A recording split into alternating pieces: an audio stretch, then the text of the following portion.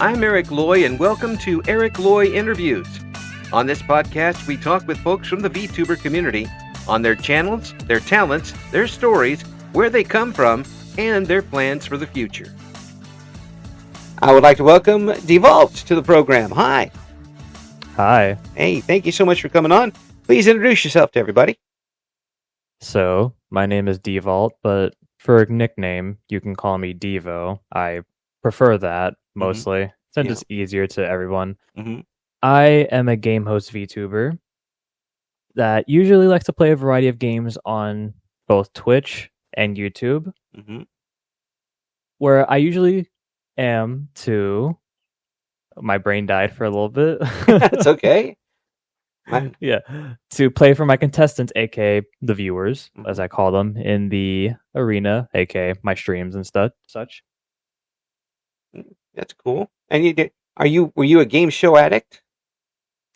No, the reason behind me calling myself a game host is because of the game called The Finals. That game is basically my inspiration to my whole VTuber persona being a game host VTuber. Yeah. Because that game is set in a simulated game arena or a game show where literally anything could just happen, and it's just all randomness and goofy fun and all that. Yeah. And so then that appealed to you, huh? It appealed to me a lot. Yeah. Because I just loved the vibe of the game. It was very fast paced. I loved it. It's still great. I still go back to it here and then sometimes whenever I'm bored, or I just want to go back to it because I just love playing the game. It's your comfort game. I say that, yeah, but there's also some other games that I have a comfort for. Oh yeah, like what? Recently I have been playing a lot of Final Fantasy 14 online. Because I copped a deal for it when the FF14 stream happened 2 weeks ago or a couple weeks ago. I don't remember. Yeah. So you got into that one, and that's one you kind of keep going back to, even off that stream. Yeah, I've been playing that so much, but on the side though, I can't really be playing it too much though. I got a lot of hours in it, but I have other stuff to do than just basic games and streaming and such. I also have IRL work to do. I got commissions to work on, editing videos to be put on my YouTube and all that, shorts as well. Yeah. I gotta keep the ball rolling at some points. Well, yeah, you do have to keep the momentum going once you get it started. Well, what type of commissions are you taking? So the only type of commissions I am taking currently is short form commissions and recently just now long form commissions, but that is very limited. Yeah. Because I know that's going to take a lot of time to do, especially. Oh, yeah. I wanted to get at least some extra funds in my pocket for future goals that I have in mind. Yeah, and if you're good enough to be a good editor, you'll get a lot of people coming after you. Imagine that you could just fill up your schedule just with that. It would be amazing, but also very exhausting. It's not the easiest thing in the world. I mean, when I learned editing back in college, in 1984. Oh, I'm old.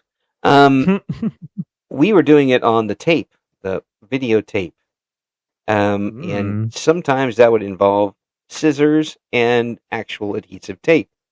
It took a lot longer, and especially if you messed it up, you learned that you do not ever cut the original. Copy it off, but it took forever, and I'm just amazed with all the techniques that are available now through digital wise. When did you start learning that? I started learning editing back in 2022, late 2022, I would say. Yeah. Because there's actually history behind it. Yeah. So 2022 is when I started my YouTube channel to be started with this, and I didn't know how to edit. So the first app that I legit tried to edit in was CapCut. I'll just say it right now. I hate CapCut. I understand that it's free and stuff, but with the ideas that I had at that time was not an option in that app. So I had to edit with what I had, and it worked. But then I was able to upgrade to Adobe Premiere Pro, luckily, which one being a significant upgrade and has definitely have the stuff that I want in it. Two being obviously Adobe being. Wait, can I curse? Yes. Okay, so Adobe being a piece of shit literally most of the time and just crashing the software or just being slow at times. Right. It's very annoying because I've had plenty of moments where my PC like legit just froze because I was trying to save a project or close out a project. Yeah. It was so aggravating. And even in the days when we first started putting computers and digital audio on our radio stations, you could have an interview on reel-to-reel tape, which is what we were using for the most part, and you could have something go wrong with that. It still salvaged most of the interview. For digital, you lost the whole thing,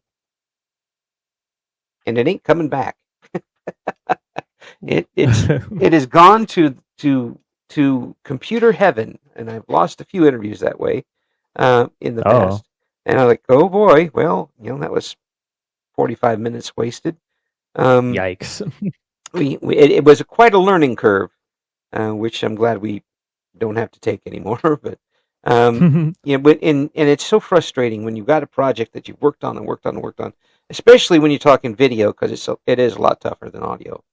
For sure. And then have the video and the audio synced up and everything, and then hit buzz, and the computer shuts off. Oh. For a power glitch or something, or it just freezes and you can't do anything about it. That has to be so frustrating for you.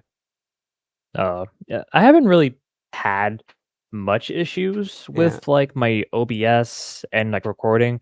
Well, that's a lie, I would say. Recently, though, I recorded some repo with some friends, and something happened midway through the remixing. I still have no idea what happened. I think it just did a jump glitch or something like that. Yeah. But I can't remix the recording over 30 minutes, because if I try to, it just gets stuck at 30 minutes and it gives me an error saying, oh, sorry, there's an error. The remix is complete, but the footage may be corrupted, have an error in it. Yeah. And basically that footage is just lost media now. The footage is there, but you can't get to it. Yes, because I use MKV to MP4, which basically means if I have it set to MKV and I have a recording, it saves the MKV recording, but it doesn't really do anything with the MP4. So, like, say, for example, you're recording this interview right now. Right. Your PC shuts off, and you're on MP4. That footage is gone. But if you're on MKV settings, though, that means if your PC crashes during this interview, the footage will still be saved at where it crashed, and that way you could rebux it into an MP4 and put it in like your editing software, and then do the rest. Yeah. But I use for my, because I don't have to do a whole lot of actual video editing. I usually just have the thumbnail up there, and I just use Clipchamp, which is very easy. Also, didn't cost any money. And it matches itself up. I'm getting it done very quickly. After 870 of them, I've got a system, and it gets up there pretty quick. But when you're talking about a lot more complicated things like actual moving pictures, Clipchamp ain't going to do it. Oh yeah. Yeah. My wife just tried to use that one you talked about that you used earlier. She was trying to Premiere Pro. Yeah, no, the one before that. Oh, CapCut. CapCut, and she was trying to put lyrics to songs that she was going to use for a presentation. And yeah, I heard about that all night. It worked, but not quite the way you wanted it to work. But even sometimes when you get the great tools, you still got to learn how to use them. Oh yeah, that's very important. Yeah. You could have a You could have the most beautiful looking program, and you only know how to hit record on it. It's not going to help you that much. You might as well That's what I just had have to. Clipchamp for that. Yeah, like that's what I had to go through Yeah. with OBS at first, Mm-hmm. because I didn't understand anything with OBS when I first installed it back in 2022 to 2023. I had to like study it to understand what this does, how does that feature work, how can I utilize it to like my advantage, and what can I do in this to make it a lot more better for myself. Yeah. Which luckily now I've pretty much know most things about OBS, and any issues that I have, I can sort of fix it. It just, if it comes to like just crashing and stuff like that and like weird audio issues, then that's going to be a big problem for me to solve. Right. Because they can just be random at times, and it just doesn't make any sense. Yeah, it could be all sorts of things. It could be a Windows update, for crying out loud, messing you up. Oh yeah. Because when a Windows update happens, this is one thing I hate about OBS. Because if you update Windows, for some odd reason, OBS removes your input to like your mic, your capture card, and like you have to redo your monitor and output settings in your advanced audio properties. Yep. I don't know why it does that. It's the worst thing that I ever had to deal with, and I just don't know if it's either a Windows issue or it's a OBS issue. It just confuses me. It's a get the hell out of my computer thing is what it is. Stop messing with my stuff. Oh yeah. I've had that happen before, just with Audacity, where there's an update and suddenly all of my inputs are gone. And like, it took me 2 days to figure out how to put an input into this thing. Also, it's a good idea to save a lot, and if you can, if you've got a program that'll let you do that. It makes it a big difference.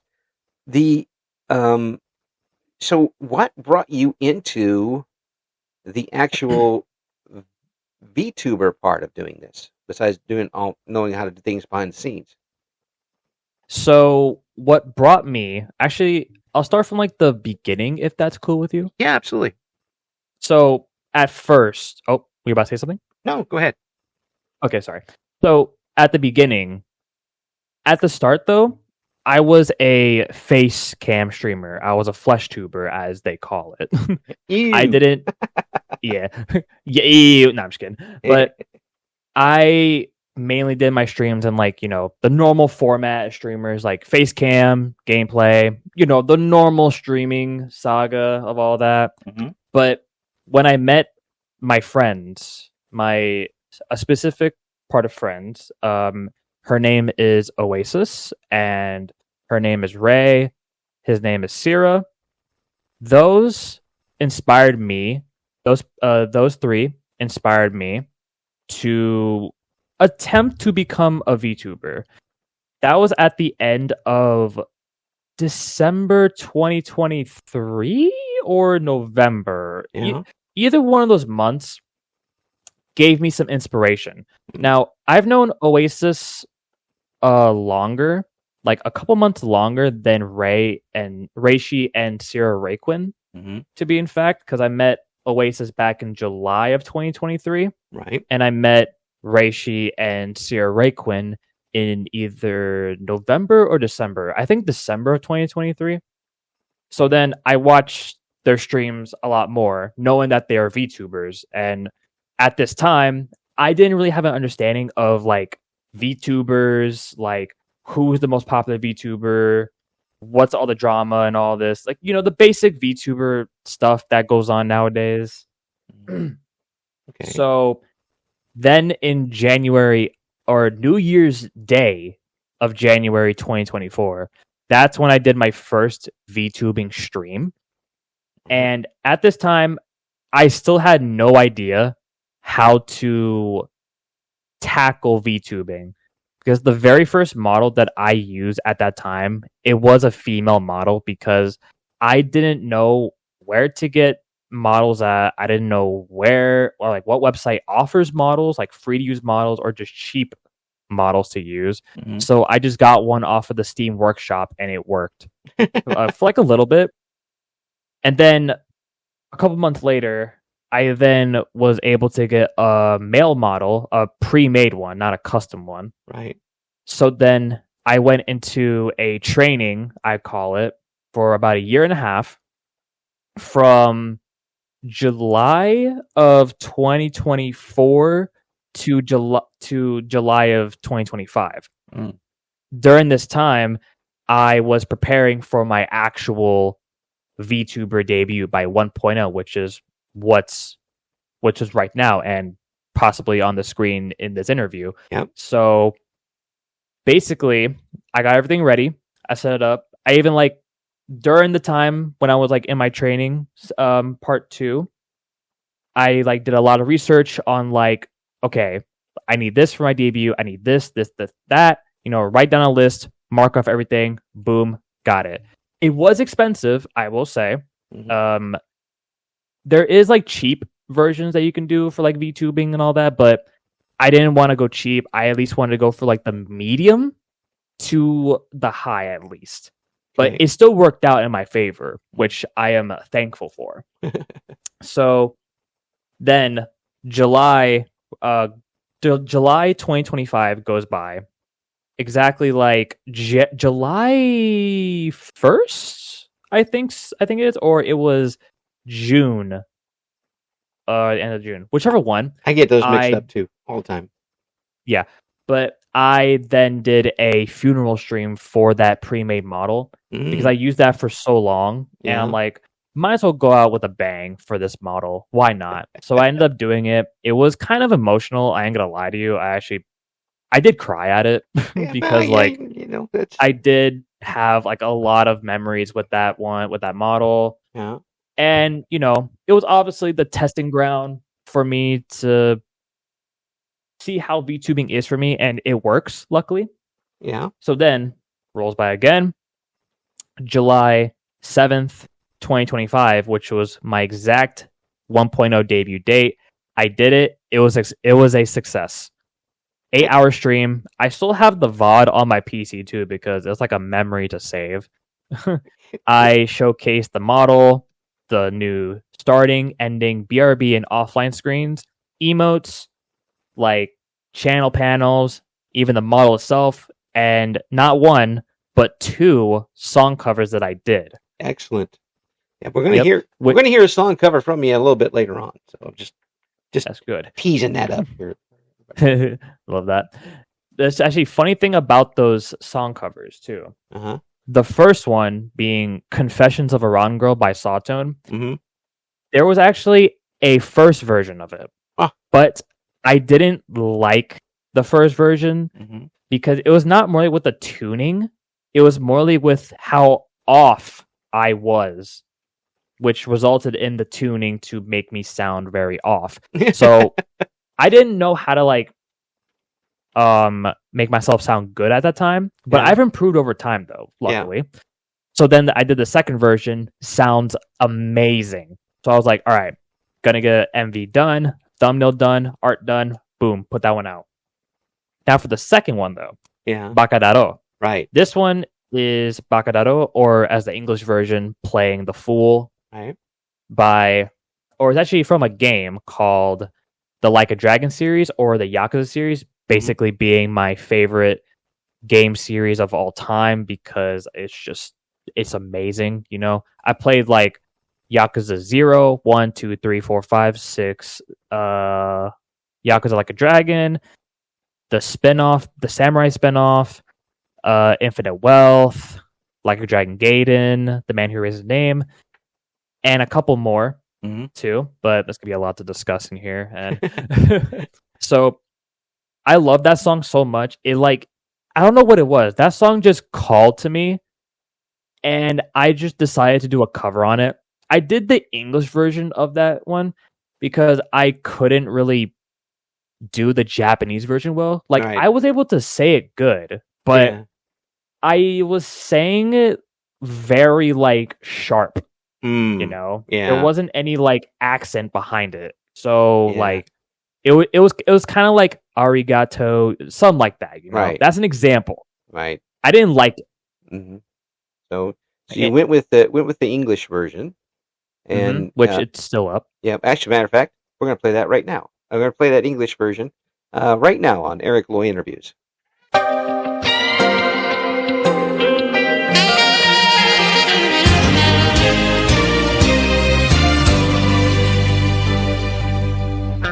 Playing the fool, scorned by love. Even then, you opened your heart to me. Though I tried to speak, they just wouldn't leave. 3 small words, I love you. Though I need be asleep, I pour another passage to your memory. Though just one more won't ever be enough,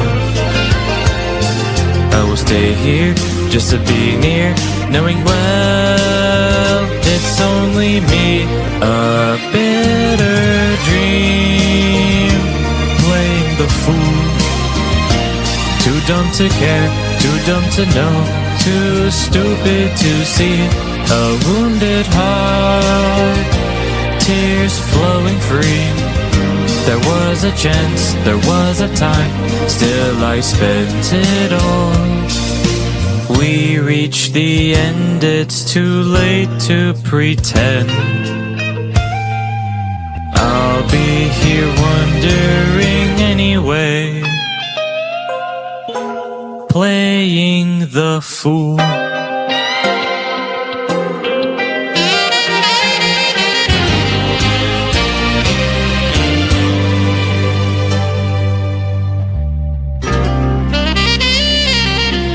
There you heard it. I think you did a really good job with it. When you heard the final mix of this, what did you think?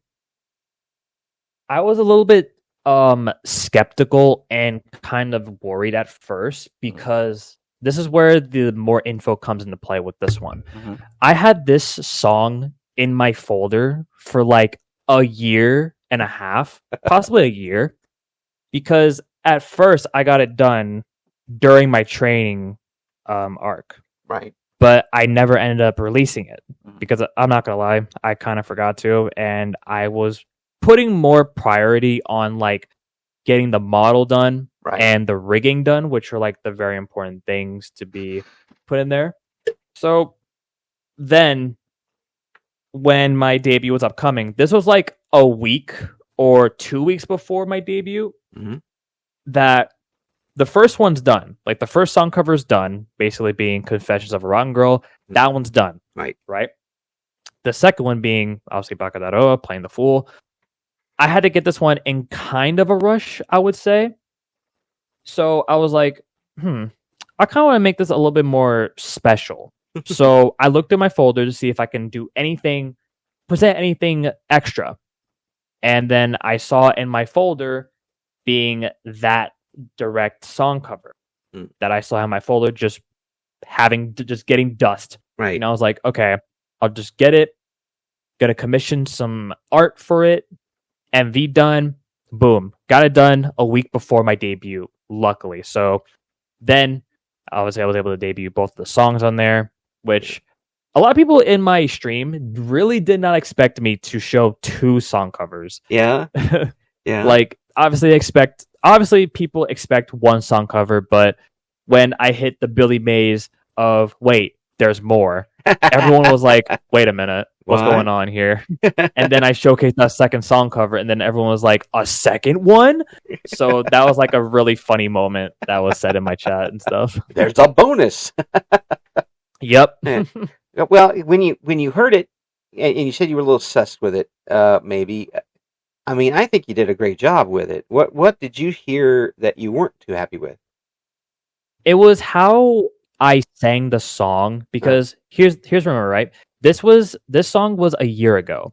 At that time, I didn't know or understand much about singing for a song cover. Right. I didn't know much about singing in the right transpose, singing in the right key for specific parts, Right. finding a good mixer for all this stuff.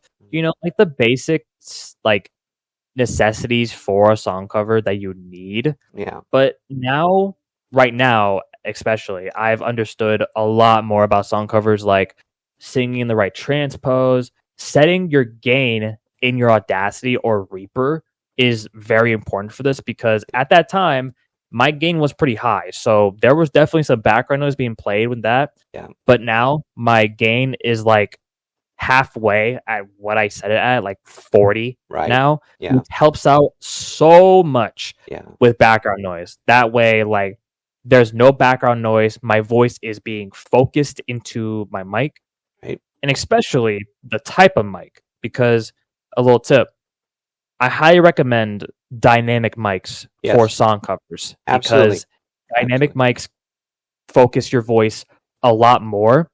While condenser mics want to not really rely, but like have both your voice and background noise into it at once. Right. And also condenser mics will have usually tighter peaks and valleys. And the mic you're talking about, the dynamic one, it allows you to have higher highs and lower lows. And it's made for that. If you're just doing like talk like I do, you don't really need a super dynamic mega mic. You don't have to pay $7,000 for it. Just get one for $100 and give me the rest, and I'll just say you did. Yeah.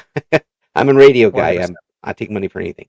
But if you're doing something that's dynamic, whether you're doing instrumentals or whether you're doing with singing, you need that frequency range. And then it does make a big difference. So you got all that put together, and you were all set then, huh? Yep, pretty much. Yeah. Obviously, you still got to confirm in the software that your gain is right, like your actual mic gain is right. Right. You also have to set a specific volume. I got the settings from my friend Reishi. Big shout out to her. She's lovely. Seriously. Hello. She also stinks as well, but not to that though. But also, like I said, the settings they have to put in Audacity or Reaper, whichever one you use. I use Audacity. For the simpler fact. So I had to set it at 70% recording volume. So I can get the playback volume on Audacity to -6 to -12 to aim somewhere between there. That way it's truly a balance of your voice sounds good for this. There's not really much background noise. Basically, the mixer can easily get those background noise little bits out of the recording of your mic to make it easier. Right. Yeah. There's so many little things involved in audio that I think people don't pay much attention to, and I hear, my setup isn't the best. I know that, but it gets across. But if you have, a room with a lot of glass, it's not going to be particularly good. Oh yeah. If you can put up just a little bit of a buffer, whether it's a blanket, or it really doesn't cost that much to get those little squares, to foam squares to put up on places. It will make a difference, and you'll be surprised at just what that does to the sound of the audio. Well, just little things, and you don't have to. It's not always buying the biggest microphone in the world. Yeah. Sometimes you overshoot, and if you do get a microphone and you don't know how to set it up, you end up basically recording everything on the planet, and it's not going to help you. Like you said, a microphone with the wrong setting in whatever recording you're using will pick up every little thing in the room, but if you have to set up to the right volume, then you're only going to pick up the highest squelch things, and it will help out a lot. Yeah. Was this stuff you learned through trial and error, or was it part of your learning how to edit the other way? A lot of trial and error, I will say. Yeah. For both recording the song covers and also going into editing as well. I'll just say like generally everything that I've learned through content creation and just VTubing in general. It's not an easy thing. You're obviously going to go through some trial and error one way or another. There's no avoiding it. Right. Like no one can really say that, oh, I won't have any errors and stuff. I won't have any scuff. You're going to have scuff and errors. It's basically the norm in content creation, no matter what. Failed footage, muted mic, broken PC, anything like that. Yeah. Literally. You're going to go through some error and you're going to learn from your errors. Exactly. Think of Dark Souls. Think of Elden Ring, you know? You die, you learn from what your mistake was. Trial and error right there. Exactly. And when you do get a program like you mentioned, the particular video editing program you've got, sometimes you learn more just by fiddling with it. And you get to know how it fits you as well as how you fit it at the same time. You may not need it to do everything in the world. Change the color of your car in the parking lot. You don't need that stuff. You might just need a certain amount of things, and you found a good shortcut way to do it. There's nothing that beats having your hands on to really and messing with something in order to really learn it for yourself, is there? Pretty much, yeah. I definitely say that. There's a lot you got to do for that. Yeah, I mean, if you get down to, if you have a program that you can put something in and it's not, too valuable and you can mess with it. Find out what it does. You might find something that you've never heard before. Yeah, that's exactly what I had to do with Adobe Premiere Pro. Like jumping from CapCut to Adobe Premiere Pro was like such a different learning curve, because while CapCut had just like very simple place and plug-in stuff, like just I didn't really like it. I'll just say that. I didn't really like it. But Premiere Pro had more like technological like advances with like cutting the footage, audio specific things, effects to be a fact, and a lot of like scaling, resizing, and keyframes and all that. Yeah. It was definitely my type of project to be in, which helped my mindset into editing. Like, oh, I have this edit in my mind that I want to do. Yeah. Then I have my Premiere Pro to help me with that, thankfully. It ignites your curiosity about it. And when you put that to work and learn the ins and outs yourself, then I always felt that I could rely on it more because I've already done it. I know how this board works. I know how this program works. I feel more confident with it because I've run it through some paces myself. And that makes a big difference when you're doing something as frankly daunting at times as video projects, short or long. Yeah. How did you get roped into long video projects? So basically, I'm just gonna roll back to the whole back to 2022 thing. Yeah. But I was a YouTuber at first. I wasn't a Twitch streamer at first. Right. And obviously I had to learn how to edit my long form videos and such. So obviously it was a big learning curve. I had to go through a lot of errors and stuff to understand how to properly edit a long form video. Like what needs to be cut out, what needs to be stayed in, and find the B-rolls and everything to keep the viewer engaged, especially when it comes to sound effects, VFX, subtitles, and just a lot more that comes into video editing. Right. It was a lot, definitely. But I kind of have the gist of it now, and I have plenty of friends that can definitely help me with my editing that I need in case I need it. Yeah. Yeah. That makes a big difference. It does make a big difference. Yeah, but doing in radio, we would do, of course, audio long form and short form programming. Sometimes it was tougher to do the 3-minute thing than it was the 30-minute thing. Is you had to do a lot of little cuts and edits and make sure, because usually there are times you could fudge a little bit with 30 minutes. You can come out 29:57 or 30:02, and it's not going to kill anything. But if you're doing a 3-minute, it's got to be 3 minutes. because that's the time that's set up to play it. If you go longer or shorter, it's going to mess everything up. You're a little more confined as far as that goes.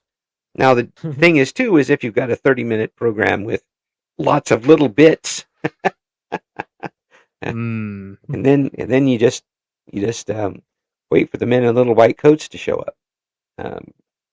It's like doing a crossword with, or not doing a jigsaw puzzle with just all circular puzzle pieces. It doesn't really work right. Oh yeah, it doesn't. Yeah, but but when you get it done though, there's a good feeling of, yeah, I really did something substantive when I look back at the long form programming. Mm-hmm. Yeah. So when you're on stream, what are you doing most of the time? Most of the time, I am either talking to chat as like the very start of the thing, like welcoming everyone and just talking about like either what I've done or anything that happened on the internet, like when it comes to drama. Not really drama, but like just news and like general, like gaming, VTubing, anything besides like some of the real world stuff. I don't like to talk about that ever. Yeah. Literally. Like, I know how you feel. What I mean. I know exactly what you mean. Mm-hmm. And then obviously I go into gaming when it depends on a collab that I have, or it's a solo stream that I have on a game that I just want to play. Yeah. What types of games usually? Solo games do you play? From what I know and can remember, I play a lot of solo games. I definitely played like Infinite Wealth as one thing. Basically, there's Dead as Disco that I played recently. There's Sonic Adventures that I played recently. Yeah. Trees Hate You. To be reminded again, these are all recent, and I've played a lot more. Right. Months prior. Yeah. So, yeah, like even another game that I've been playing recently, solo at least for right now, was Forza Horizon 6. Oh, it's yeah. a fun game. Yeah, that's the race car game, right? Mm-hmm. Yeah. I know that I've got a couple folks who are race car VTubers, or racer VTubers who would definitely be into that by now. But how realistic do you think it is, that particular game, as far as the racing goes? I don't really know fully because I don't dive into cars a lot. Like, I'm not a car person, but that doesn't mean I hate the whole concept of like, understanding cars, learning about it, like, the looks of it and all this. But I definitely say, though, I can sense how realistic some of the aspects of the game can be, especially the car audio, because understanding the car audio from Forza 5 to Forza 6 is a big difference. Like, they use more realistic audio for 6 than 5. Yeah. Oh man, that would bring back nightmares. If I want to hear a car not doing this well, I'll go out and start my own car.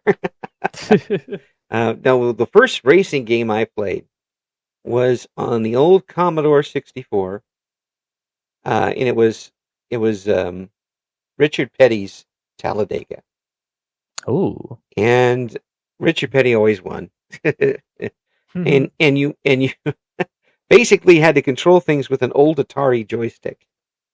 Oh, yeah, it wasn't the easiest game to play, and you almost never finished the race. It was 20 laps, and oh my god, yeah, and it was impossible because they're sooner or later you were going to run out of gas, or somebody was going to, one of the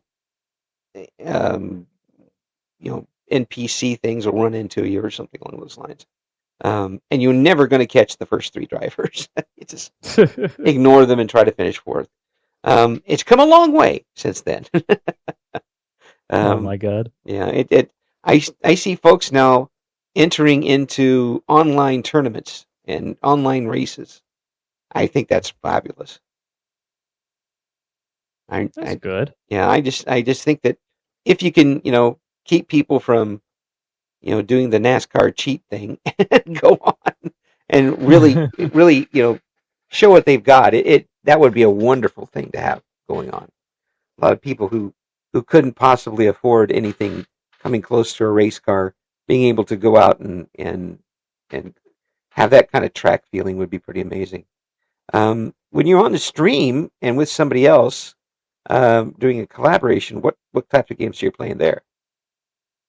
It really depends on the game that like me and either my friends or just people that I meet agree on. Like some games I can give an example being Gambling with Your Friends was one that I've played recently. There's some soon that I wanted to play, like Pratfall. Yeah. A lot of friend slop games, I will say. I play a lot on stream. Yes. Super Battle Golf being one. Oh yeah, that looks like too much fun. Oh yeah, it's so much fun. Yeah, if my computer was up and running, I would have joined a couple of those by now. And now it's that, and all my Stardew Valley files are are are out of my reach at the moment. I can't get to them, but yeah, I would love the Super Battle Golf. It just looks like too much of a chaotic good time. Oh, it is. Yeah, I got some nieces that I'd like to get on there and chase around the golf course with a club. I'm sure they either go a club or something else. Yes, I'm sure they go for it. Oh yeah, that sounds like a lot of fun. Hey, has it been really easy for you to find collaboration partners, or do you stick with folks that you know really well? Now for this, it's very specific, I will say, because I am very or extremely. No, I would say very, not extremely. That's a little too much. I'm very picky on who I want to collab with and be friends with. Yeah. Because I don't go around and just say like, "Oh, you're my friend now. Oh, you're my friend now. Oh, let's collab. No. Yeah. I am very picky when it comes to that. Like now, when it comes to that stuff, I don't say like, "Oh, I require you to have over 100,000 subscribers. I require you to be partnered on Twitch." No. Right. The thing I do before a collab, if the person is able to, I would say, is a vibe check. Basically, in my way, as we play offline, if they are able to play offline, to understand each other, to get to know each other better without like chat being a distraction in cases. I like to do that most of the time. Yeah. Before we like hop into an actual collab on stream and stuff, because people can be like very different when it comes to on stream and off stream stuff. Very. Like some are very energetic and all that. Yeah. And so some are like me, just old and tired all the time. Like I have made a lot of friends by doing that, definitely, and it has worked a lot. Like I still have a lot of good friends, like long lasting ones, like 3+ years.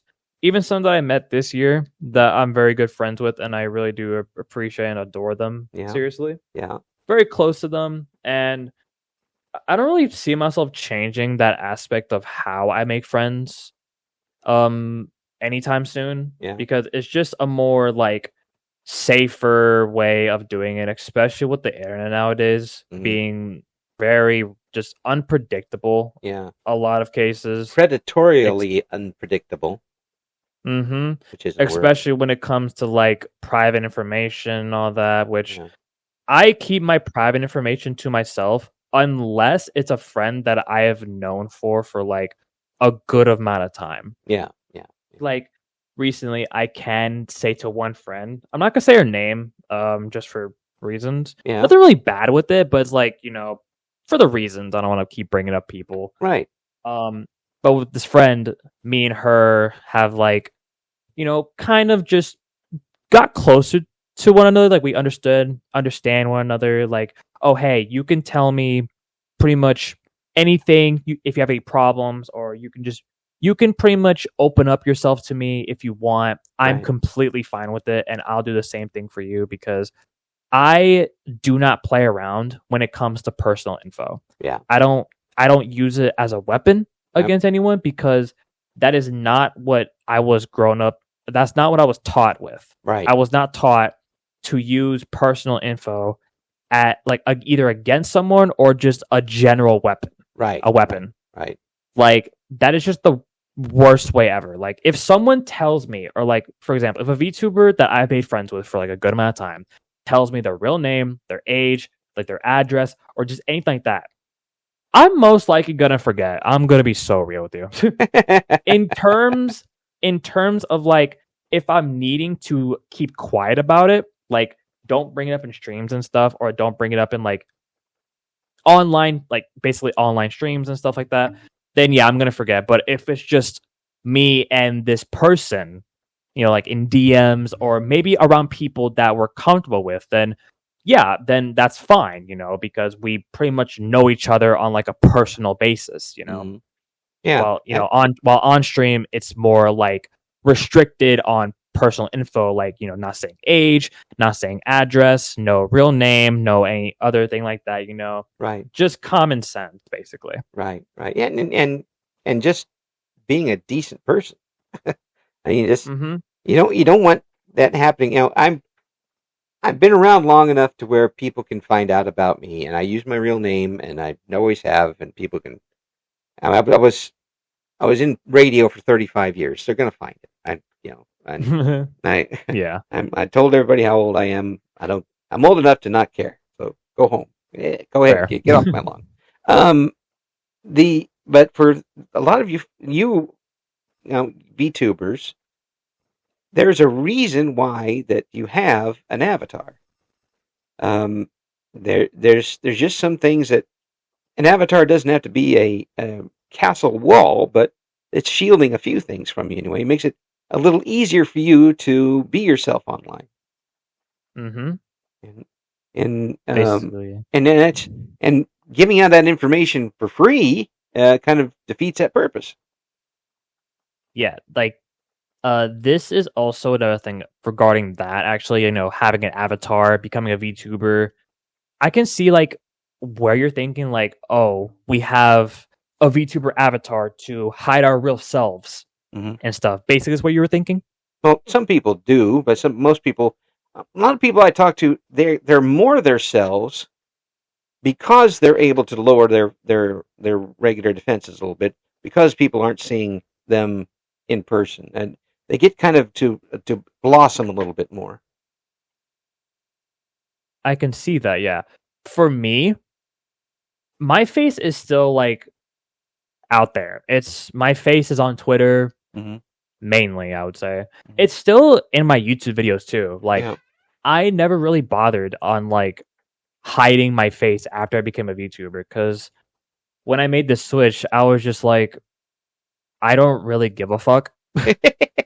Because I don't want to hide behind the avatar as like my entire thing in life, Right. I want to do what I want to do and what's comfortable. Yeah.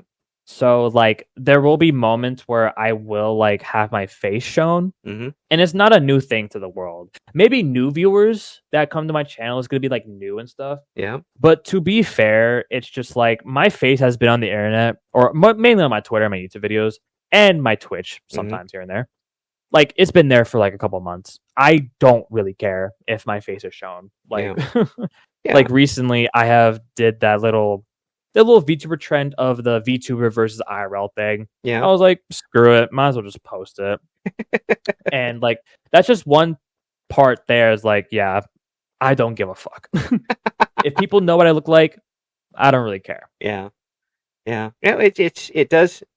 If you have that luxury, some people don't. I mean, for work reasons or other reasons and that type of thing. But me, I'm like, you can find my picture if you really want to. I don't know why you would.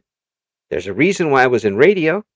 And it wasn't just my protection; it was everybody else's. The face for radio type of deal. But it does, if you're doing it for privacy, and that's your reason, then don't open up and give away what you were trying to hold back. It's very tough for some folks to do sometimes. But do you have any big events coming up on your channel soon? Big events? I don't have any in the coming months. Well, one I am trying to set up for something on my birthday in October, but there's a chance that might not happen. But I say like it has a 90% chance of becoming a thing of a special celebration for my birthday. Cool. This year. Yeah. 2, it's not really an upcoming, but it's more like a thing in the air that's like still going and what I'm really working towards. Yeah. I am working towards a new model. Her name is Diva. Basically, she is the female version of my avatar now. I saw that. Mm-hmm. It's up on one of the links if you want to check it out. Yes. A lot of people, the community, and even like just some randoms online, and my friends too, they love her. Yeah. Like, they love her, especially my community. I mean, my community has a different type of like words for that. And like, I want to make the Diva model and debut as like a whole new thing. Like with a new model, new screens, emotes, maybe a song cover here and there, you know.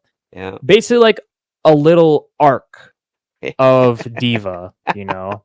That's a Diva arc. Call it. A Diva arc of Diva is what it's going to be.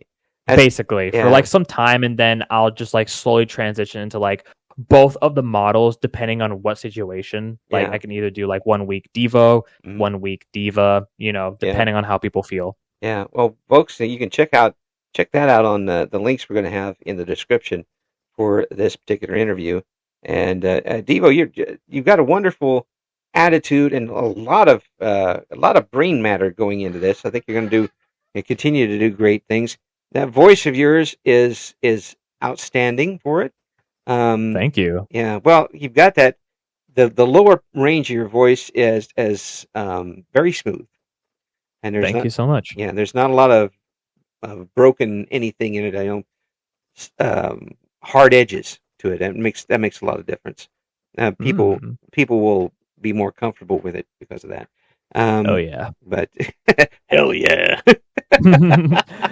My voice is a tenor. I am a tenor, so well, yeah. I hear you smiling. Don't let it go to your head. How'd you know? Well, I would just appreciate you coming on, and I hope we can talk again soon. Again, we'll have all those links in the video. Thanks so much for coming on. I do appreciate it. Yeah, thank you for having me too. Thank you for listening to Eric Loy Interviews. Join us again next time when we talk to another member of the always interesting VTuber community.